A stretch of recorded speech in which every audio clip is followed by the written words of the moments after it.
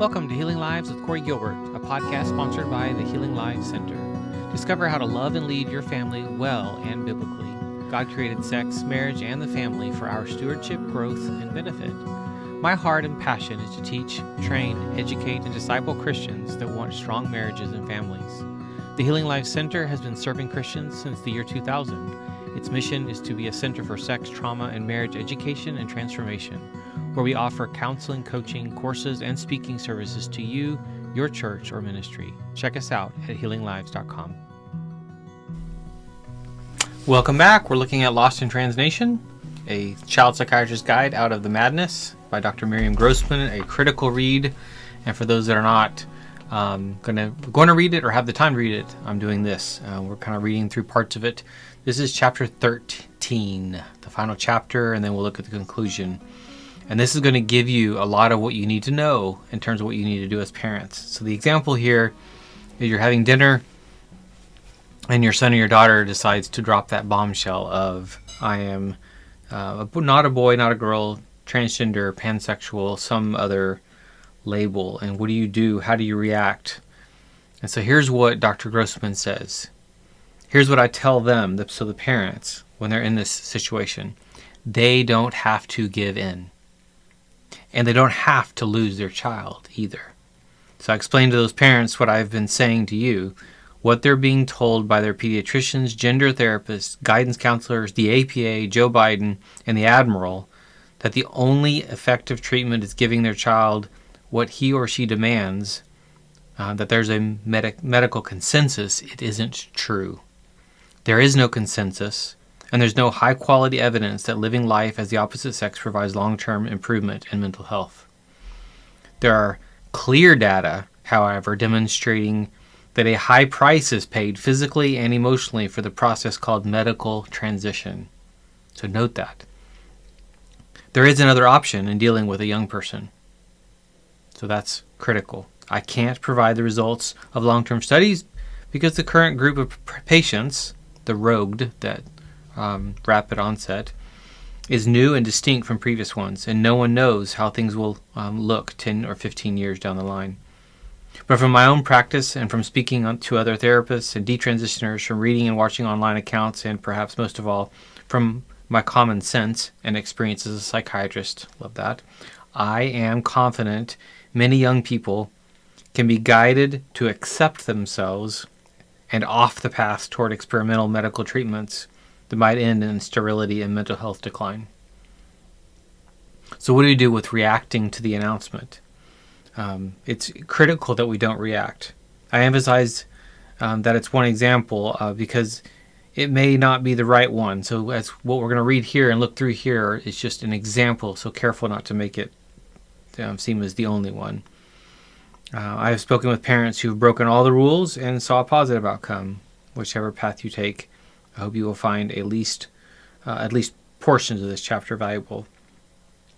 This is not a comprehensive guide to parenting, and then actually suggests a book. My favorite is Decis, Detrans, and Detox, Getting Your Child Out of the Gender Cult by Maria Keffler.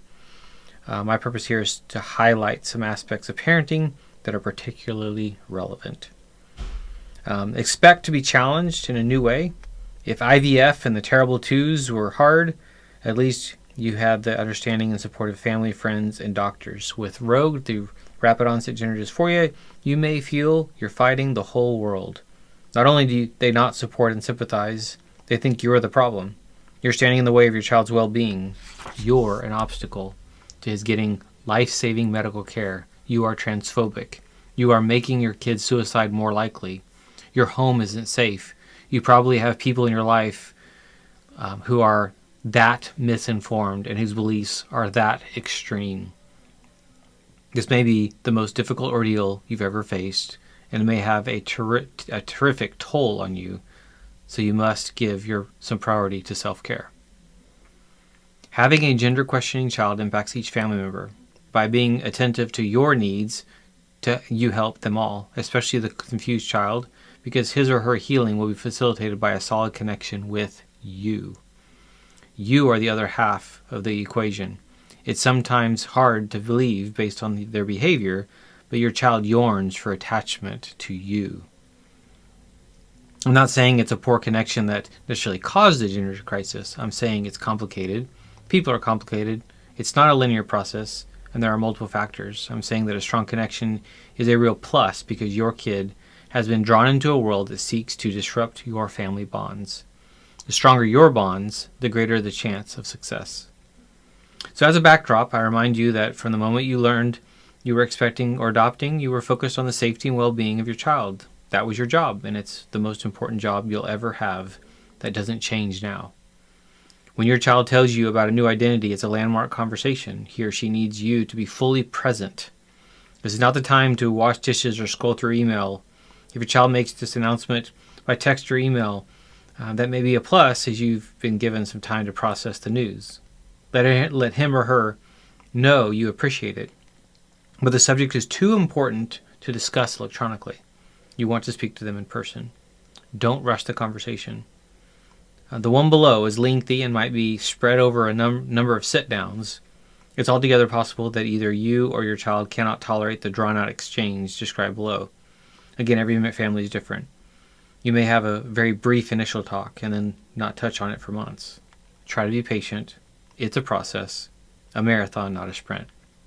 And then keep in mind these things. Your child has probably been anxious about this conversation. This is not easy for them either. Let your child do the talking. Calm listening does not mean agreement. Very important. You are not alone. We are in this together, and I love you. Convey support often, not with these exact words necessarily, but in your own way. So saying that you're not alone, we are in this together, and I love you. Now is the time to gather information, not to argue, no matter how much you disagree. Take the opportunity to plant seeds, knowing they may lie dormant for years before sprouting. You are the adult, the voice of reason and empathy. When in doubt what to say, either say nothing or return to your wish to understand your child. Not the words you speak, but the emotional tone with which they are speaking makes the deepest impression on your child.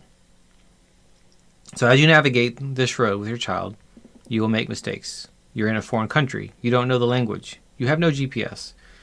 How can you not make wrong turns? Forgive yourself.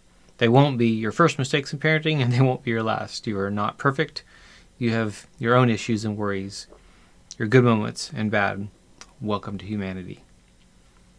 So first point here, be present and listen. So example here, Sophia says, there's something I need to tell you. I know you're probably not going to like it, but this is really important to me. I realize that I'm not a girl, I'm a boy. My name is Oscar, and you need to start calling me he, him. That's me now. You probably even know, if you know anything about me, that I'm really a boy. It's pretty obvious to all my friends. My teachers have totally accepted it, and they just said that I should tell you about it. Oh, and I've been using the boys' bathroom and locker room at school, and now it's time for you to accept me as your son. Parent. Wow, honey. Okay. This is a lot for me. What I'm hearing is that you don't believe you're a girl, you believe you're a boy. So note, I encourage you to stay calm as much as possible. You can freak out later. It will not be easy, but you must focus on your child and the exchange you are having. It's a whopper. Now is the time for you to demonstrate emotional control. You'll be glad you did. This is difficult for your child. She's worried about your response, and so trust me, she wants your approval, even if she doesn't act like it. She may expect your reaction to be negative. This is not the time to blurt out, "Are you insane? Are you kidding me? Where did you hear this?" You may be thinking those things. Nothing wrong with that, but keep that to yourself. Does that mean that you're going to be genuine? Or does it mean that you're not going to be genuine? It means you're walking a tightrope, trying to balance authenticity with emotional regulation, because the focus must be on your child's emotions right now, not yours. Considering the disturbing things that may come out of your child's mouth, this is no easy task. But ideally, now is the time for listening and reassurance. I'm right here with you, and I want to understand. Back to the conversation. Sophia, I really am a boy, and I need you to get it. I've been feeling bad for so long, I didn't know why, and then my friend showed me this website, and it explains everything.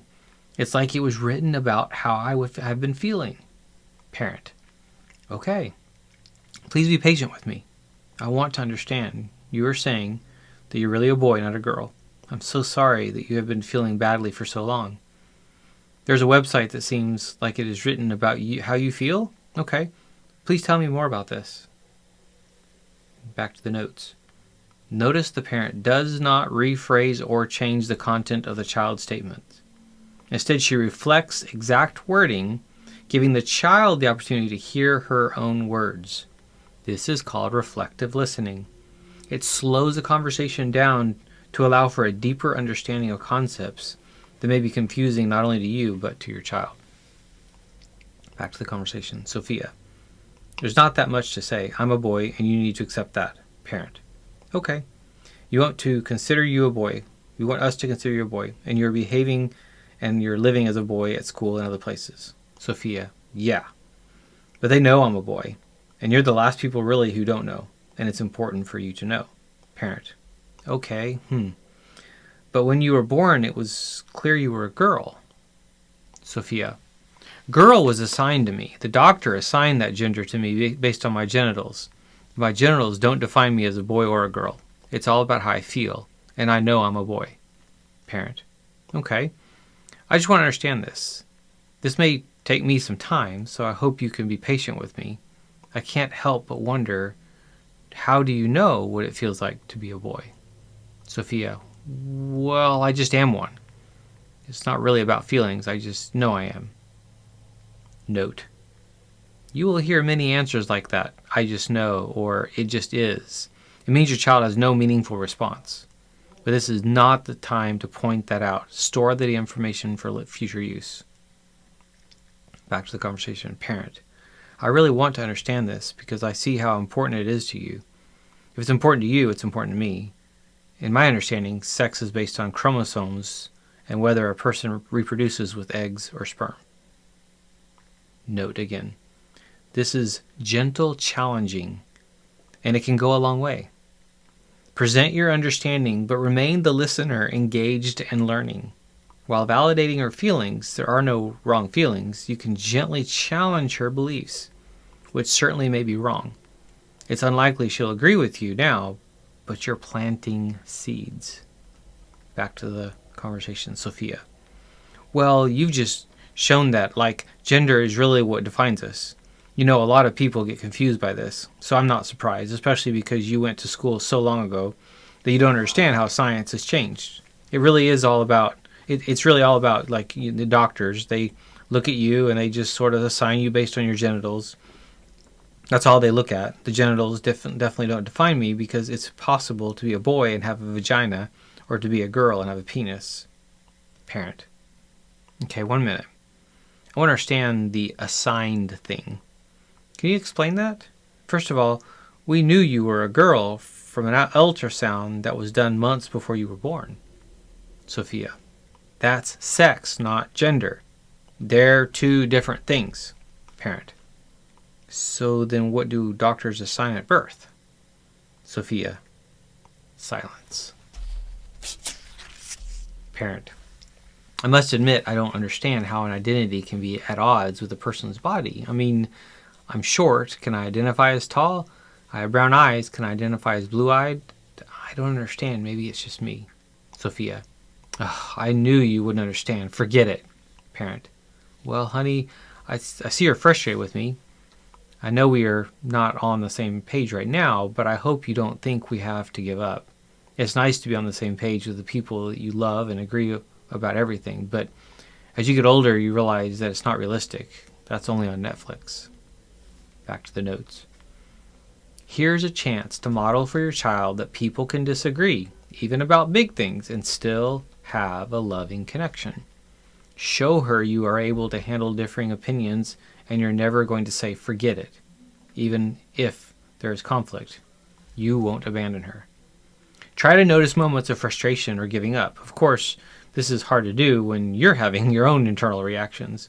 Your child's frustration or anger with you is due to her own anxiety that she wishes to avoid at all costs. So trust me, even though she appears 100% certain, she has doubts. When you express your doubts, they're difficult for her to hear. She wants to be certain. Your doubts threaten her certainty. By hanging in there with her when she's frustrated or perhaps angry, you demonstrate you love her, period. You can tolerate her struggles, and you won't walk away. Children and teens, especially those on the autistic spectrum, tend to use what's called black and white thinking. There are only two options, black or white, all or nothing. It's usually not an accurate assessment of reality. You either get it or you don't. If I get a bad grade, I'm stupid. If one person was mean to me at school, my whole day was horrible. If you don't give me what I want right now, you don't love me. Black and white thinking is easy. Considering that gray is more complicated, it means acknowledging nuance and uncertainty. Gender ideology relies on all or nothing thinking. It separates people into good and bad. You accept and affirm blindly, or you are transphobic. You're an ally and safe, or toxic and unsafe.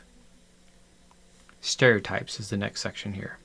Back to the conversation. Sophia, I don't know. I just feel something's wrong with me, and I think it's because I'm really a boy.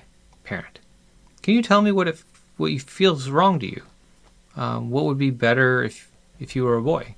Sophia, I have felt this way all my life, but I was so scared to tell anybody about it. I knew from the time I was little, and I liked playing with Tonka trucks. You remember? I loved those Tonka trucks. They were so much fun, but I knew if I told people that I was actually a boy, they would think I was crazy, so I never told anybody. Parent, well, it's interesting because that really is a stereotype, isn't it? It's sort of a stereotype that boys like to play with Tonka trucks and that girls like to play with dolls. Sophia, I know, it's so hard. I have some friends, that they were assigned male at birth and they're girls, and it's so hard because they just want to wear some makeup. They just want to wear cute dresses. I share some of my makeup with some of my friends because their parents wouldn't buy it for them, and they're just so much happier now that they are able to be themselves. And it's so sad that society is so mean that if you want to be with their true selves as girls, that they get discriminated against.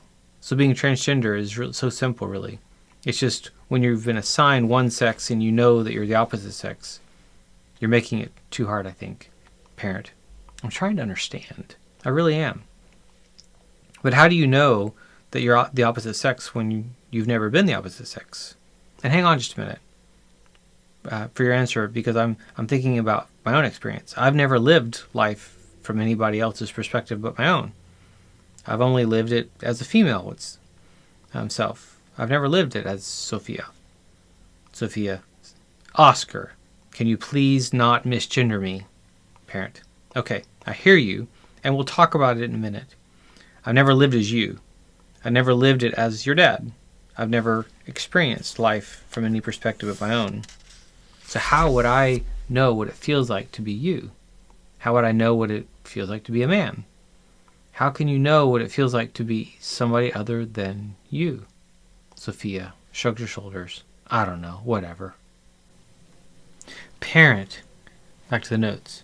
You've planted a seed of doubt regarding knowing you are the opposite sex. Leave it alone for now. You will have other chances to return to it and plant other seeds of doubt.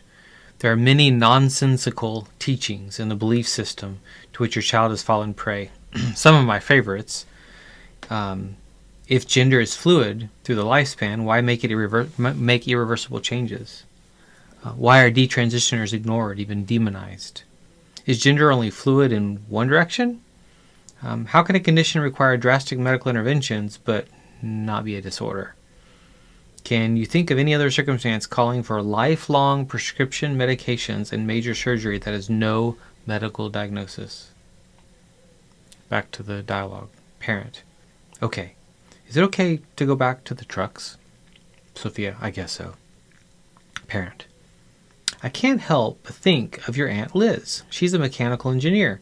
I don't even think she owns a dress. She has always been passionate about being a strong, independent woman. I think she would even be offended if we said she might be a man. Growing up, she had short hair. She loved fishing and chasing frogs and making sure she could climb higher than any other kid in the neighborhood, especially the boys. But that didn't make her any less of a girl. And she loves her cousins and being a mom. What if when she was your age, someone had told her she was a boy and she had transitioned and never had kids? Sophia. I don't know. I guess I never thought about Aunt Liz when she was a kid. But she should have been able to do whatever she wanted. Parent. I agree, but I don't think anyone should suggest she's not a girl. If she was a student today, would friends at school suggest she change her pronouns or her name? Sophia. Well, maybe. It would depend on how she felt. Parent. But, honey, feelings change. What I don't get is if someone told Aunt Liz that she was a boy because she liked short hair and catching frogs or climbing trees and she became convinced of that, well then she may have taken a path a long time ago that she may regret today. Sophia. I don't know. Parent.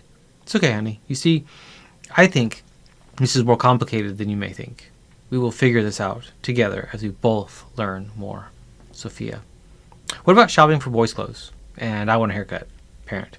I hear you. We will figure that out too. Give me some time here. This is a lot to absorb all at once. Back to the notes. Adolescence and young adulthood are times of trying different modes of being and of presenting oneself. Modeling people he or she admires. Your child will appropriate pieces of their identities, hairstyle, makeup, outfits. I know it frightened you. One option, of course, is androgynous styles, but clothing and hair can become a major point of contention, and you may wisely decide to pick your battles. Better your daughter get a buzz cut than wear a binder. Tell yourself she's trying on being a boy, and remember, she's uncertain, but wants to appear certain, so don't be misled. Next section here talks about statistics, studies, and suicide. If your child wants to talk about statistics and percentages, that's fine. But don't let it distract you from your goal. Your goal is to listen and to stay curious. Your child may bring up studies because she wants to convince you, and more importantly, convince herself. This conversation is not about numbers, statistics, or research. It's not about winning any argument. This is not the time to run to Google and prove her wrong. That will push her away. You're on the same team. So express interest, compliment her for doing some research. Back to the dialogue. Sophia. Mom, it's amazing how many transgender people kill themselves. It's so hard, and that's why I hope you can accept that I'm your son. Parent. I can see that you're really having a hard time with this. And I'm sorry. I don't want you to be in pain. Tell me more about all the suicides. Sophia. Oh yeah, it's like 50% of us end up attempting suicide. Because it's so hard being transgender in a world that is transphobic. Parent. 50%? That's terrible. I have to find out more about that. What's most important to me right now is you. Do you feel that badly? I mean, are you thinking about hurting yourself? Sophia. No, I wouldn't do that. Don't worry. But what's really bothering me, Mom, and this is OMG, oh, so awkward. No, never mind. I can't. Parent. Oh, honey. I'm sorry this is so hard, but I hope you can tell me. I really want to know what's on your mind. I want to understand. Maybe I can even help. Sophia. Well, I just hate my body. I can't even tell you how much I hate it. Like my chest is getting big and the boys are looking, and I hate it, Mom. I hate it so much. Parent. Oh, yes, I understand. I remember that. I developed earlier than my friends. It was awful. Sophia. I hate it. And I wasn't going to tell you, but I've been using an ace bandage to make my chest flat like a boy. I want them cut off. I hate them. Notes. This is difficult to hear. A punch in the gut. You counted her fingers and toes over and over when she was born, and now she loathes her body to such an alarming degree. Take a deep breath. She's not going to the operating room tomorrow. Sharing these feelings with you is a positive thing. This is what you want. A minute ago, she feared sharing her distress. Now is an opportunity to acknowledge it was hard for her, and you are so glad she did. Back to the dialogue. Parent. Oh gosh, that sounds horrible. I believe you, and thank you for telling me. We have to talk more about the ace bandage. Maybe I can take you to get a sports bra. You probably feel like you're the only one going through this, but you're not. Sophia. How did you get through all of it? The chest, the periods, and all of a sudden the guys are looking, I just hate it. I just want to go back to when I was a little kid. Parent. I understand. I want to say, and I hope you believe me, your feelings are temporary. They really are. The discomfort is so temporary, and it's part of puberty, and it's normal, and everybody feels it to some degree and wants to escape it. It is so normal wanting to do anything to make it stop. But it doesn't mean you're not a girl. It means you're going through a hard time. There are ways to get through it. There are ways to feel better. But sometimes in life, stuff happens. And you just have to suck it up and say, well, I'm going to be a mess for a while until I get through this. Back to the notes. Your job is to be there through the many challenges she will experience, not to take them away. In fact, that can do more harm than good. Life is full of struggle. There will be many storms. She must learn to cope with negative emotions like distress, shame, and uncertainty. You are by her side right now, not eliminating the difficulty, but helping her through it. In the process, she will gain the confidence to tolerate future hardships. Next section. You are not transphobic. The dialogue. Sophia. So you're going to call me Oscar, right? And he, him. Parent. We're not making any decisions right now. I know you want this to happen at once, but this is the first time I'm hearing about it, all this, and I need to do a lot of research and thinking. Sophia. What? But it's just a name and pronouns. What's the big deal? Parent. I know this isn't what you wanted to hear, and you're disappointed. Sophia. Why? Why won't you call me Oscar? Everybody does. Parent. I'll try to explain. First, I want to tell you something fascinating I read recently about names. When people are in the later stages of dementia, they may forget absolutely everything. They don't recognize their spouse or children, but they respond to their name. So a name is a very deep thing. The other thing I want you to know is when your dad and I discovered we were pregnant with you, we began to think of possible boy and girl names, but nothing felt right. Then, as you know, your grandmother suddenly died. We were in shock. It was very hard. She was the kindest, most generous, loving person I ever knew. We stopped thinking about names for a while because we were grieving. We just loved her so much, and suddenly she was gone. Then we found out that we were having a girl, you. And immediately we both knew, even without talking about it, we were certain we'd give you her name. When we made that decision, it was like holding on to a part of her. The grief was a bit lighter. And at your official baby naming, we sensed she was smiling down on us. Your name is not random. So for us, it is filled with meaning. I know you're going through a hard time, and it's probably difficult to step outside of yourself and think of us, but I'm asking you to do that. Your name has a history. It has memories and significance. It's not something we will erase. Sophia. Okay. When you picked that name, you didn't know I was a boy. And when you keep saying I was a girl and calling me a girl name, that's transphobic. Pause here. At this point, you can stop the conversation momentarily because name calling is not okay. Back to the dialogue. Parent. Calling me names is disrespectful. And that's not allowed in our family. So please don't do that. If I was transphobic, it would mean I fear transgender people. I do not. What I fear is the harm that may come to you if you go down a path that might lead to medical interventions. I fear that going down this path will close doors for you that you may regret, like Aunt Liz would have closed doors. I want the best future that you can have, healthy and happy and fulfilled. I want you to have as few doctor's appointments as possible. It's awfully unfair for you to call me transphobic. Sophia. Well, okay. But if you really loved me in my authentic self, then you would totally affirm me. Parent. I do love you and wonder how you can doubt that for a second, but I believe this is more complicated than you think and that there are many more solutions than the one that you know and want so much. Sophia. That's right. There's one solution. It's not complicated at all. I am Oscar, and I don't know why you're being like this. You were always so supportive of the LGBTQ plus. Parent. Sounds like you believe loving someone means agreeing with everything they want. Remember we just spoke about that. Sophia, yeah, I guess so.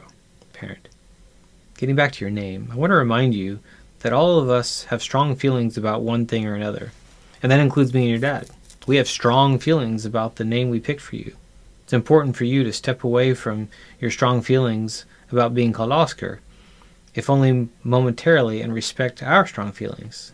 To do that is a sign of maturity. It's also a sign of love. You know, I'm wondering, what if might change your mind about this at some point? And Sophia, I'm not going to change my mind. That would be silly. I mean, I've thought about this. It's not like I just thought of it yesterday. I've felt like this my whole life, and I'm not going to change my mind. I've researched it. I've talked to a lot of people, and all the people in my after-school club that I go to are like, this is definitely the right path, and so there's no way I'm going to change. Like, I know you worry because sometimes I'm kind of impulsive, but this time I've researched this. I've really researched it. Parent, do you know of anybody who's changed their mind about transitioning? Sophia, no. I know there's some videos out. There are some detrans people who pretend to be trans and then were like, oh, I made a mistake. But they weren't really trans, obviously, because they didn't stick with it. So just because somebody else makes a bad choice doesn't mean it's a bad choice for me. Parent, I'm going to tell you something you never knew about me, but when I was 18, I almost got married. I was in love. Sophia, what? Parent, I thought he's the one. I was absolutely in love with him. And he wanted to get married. We were at college, but we were like, oh, we can totally make this work. I was about to marry him, and before it happened, I found out I was not the only girl he was seeing. I was heartbroken. I cried for weeks. But I look back on that, and I think, wow, I'm really glad I found out. Sophia, that happened to a friend of mine. She was going out with this guy, and he was all she'd talk about, and then she found out he had a whole bunch of other girlfriends. Parent, oh, that must have been painful. Sophia, it was. I guess sometimes bad things happen. Pause here. A moment like this, when you're both genuine, sharing, and on the same page, is special. It diffuses the earlier tension. Savor it. Back to the dialogue. Parent, you can say that again, but bad things do happen. There's a lesson here. You can want something so much, right? And then realize later, wow, even though I wanted that, it wouldn't have been bad. It would have been bad for me. This is my concern about what you're telling me about your being a boy. I'm saying, hold on. This is huge. Probably the biggest decision you will make in your life, and big decisions need to be deeply considered. Pause. You planted a seed when you described the big mistake you nearly made. If you almost made a huge error in judgment, she's probably capable of that as well. Back to dialogue. Sophia, actually, there's something else I want to tell you. Parent, sure. Sophia, well, I have a boyfriend. Parent, oh really? Tell me more. Who is he? Sophia, his name is Saturn. He's in my class and he's so cool. He was assigned female at birth, but he's non-binary. We are gay. Pause. Your daughter is telling you she's in a relationship with another girl and they consider themselves gay guys. You think she was joking, but she's dead serious. You hear this, and you cannot wrap your brain around it. Well, of course you can. It's fiction, delusional, fantasy. Unfortunately, your daughter has fallen into it. There will be times you understandably want to grab her shoulders and shake some sense into her for regurgitating this idiotic beliefs, but you will restrain yourself.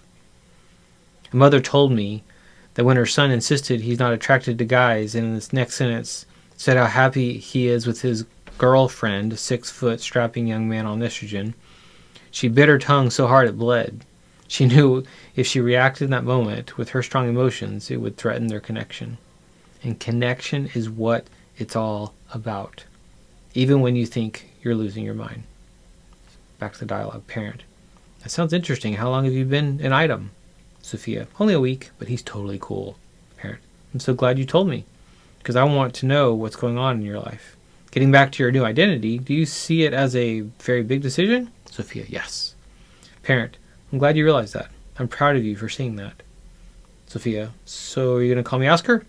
Parent, no, because that would be taking the first step onto a path that's full of unknowns. And it might be hard to get off. But I promise you, we are going to fully research everything. We're going to find out what the experts are saying and if there's a debate about any of this. And as your dad and I study this and talk about this with you, I hope you'll be open to hearing what we have to say without throwing slurs at us, calling us transphobic for asking questions. It's really unfair. When you throw something this big at us, we're going to have questions, and it's not transphobic to ask questions. Sophia. It's hard because everybody at school says if your parents really love you, then they'll go ahead and they'll support you. And some kids, they even get parties when they come out. Their parents are really excited about it. But that kind of stinks because you're not really excited and you're not really supporting me in this. Parent. Let's look at the word support. You said, if I loved you, I would agree to this. And I take exception to that because always saying yes isn't love. If that was love, you could hire someone whose job would be to always agree with you and give you whatever you want at the moment. Is that love? Love is more complicated than that, trust me. Sophia. Well, I'm going to give you all the research and I know you'll be like, okay, this is definitely what's going to be best for Oscar. Then you'll go ahead and follow the recommendations of all the experts. Parent. I'll read the research, both what you give me and what I find, but it's going to take some time. It's going to be a process. I'm not going online for an hour and then deciding on my position. This is a big thing with huge consequences. Sophia.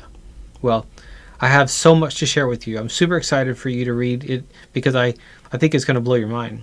You're going to be like, wow, this is so different from what I learned in school. Like, so much has progressed since then. So I'm super excited for you to read it.